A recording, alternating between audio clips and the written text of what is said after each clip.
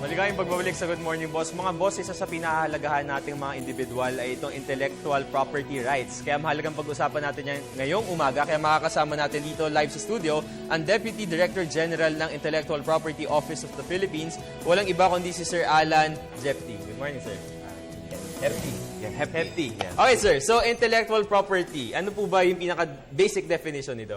Well, pag sinabi mong intellectual property, ito yung sinasabi nilang creations of the mind. Okay. So basically, may dalawang categories yan.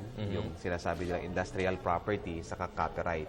Doon sa industrial property, dito yung mga trademarks, invention patent, yung utility model, yung industrial designs. Okay. So dito sila pumapasok. So napakalawak talaga, attorney, lahat Malawak. ng mga sakop nito.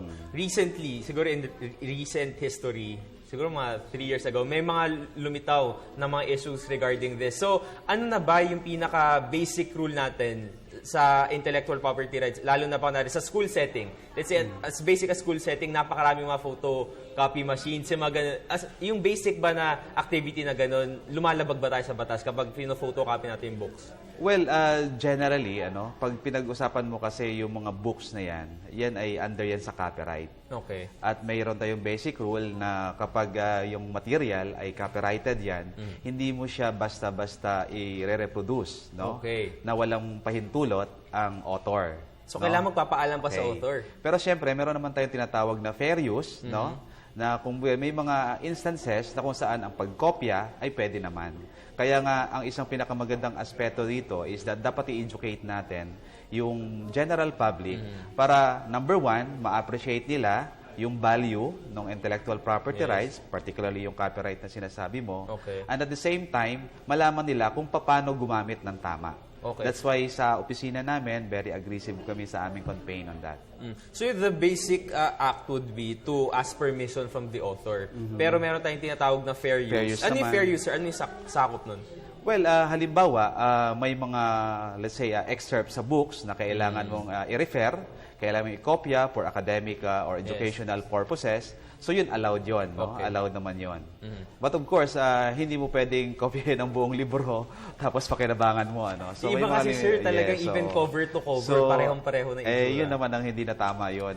Kasi Ayan, so at least- kawawa naman yung mga nagsusulat ng libro. Medyo mahirap magsulat ng libro. Inaabot Yun ka nga ng hindi lang buwan, kung minsan taon, and then suddenly, kokopyahin lang. So medyo unfair yan sa authors, sa mga publishers.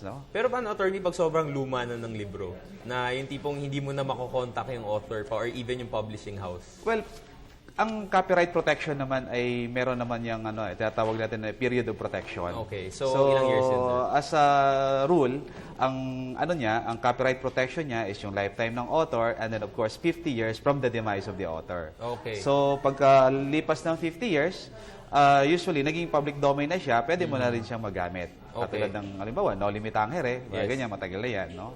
Kaya Mga pwede na siya Shakespeare's ma-reproduce. Oo, mga ganun. Okay, sir. So, before we go to our main point ng interview natin, kasi di ba, meron pong ginagawang Intellectual Property Week, which is next week. Pero before that, sir, on the basic rule of citation, pasok din po ba siya doon sa intellectual property? Importante rin kasi yung attribution sa mga author na yan. That's why pag gumagawa ka ng mga thesis, reports, or any documents, no, na kung saan ay gagamitin mo yung idea or gawa ng isang author, tama lang na i-cite mo siya.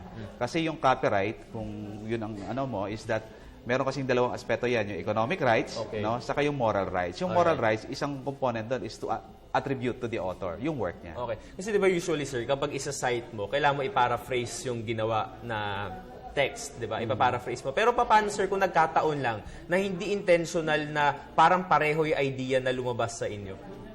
Pero originally, kumbaga parang feeling mo sa'yo siya kasi wala kang intention na kopyahin. Well, kung good faith naman at talaga hindi mo naman nagkataon lang, no?